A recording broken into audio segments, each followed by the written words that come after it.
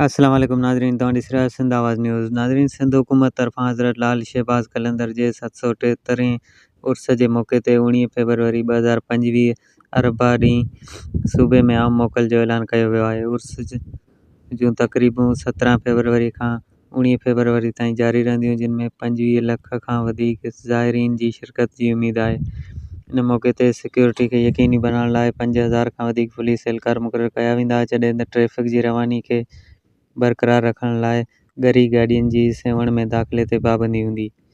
ज़ाइरीन जे सवले लाइ Indus highway ते हर 30 किलोमीटर ते मेडिकल कैंप क़ाइमु कया वेंदा ऐं सेवण में बिजली बिना रंधक जे फ़राहमी खे यक़ीनी बनायो वेंदो। उर्स दौरान सिंध जे रवायती सक़ाफ़ती रांदि मलमल आखड़ो, सुगड़नि जी कचहरी, अदबी कॉन्फ्रेंस ऐं मौसीक़ी महफ़िल समेत ॿियनि तक़रीबनि जो पिणु एहतमाम कयो वेंदो।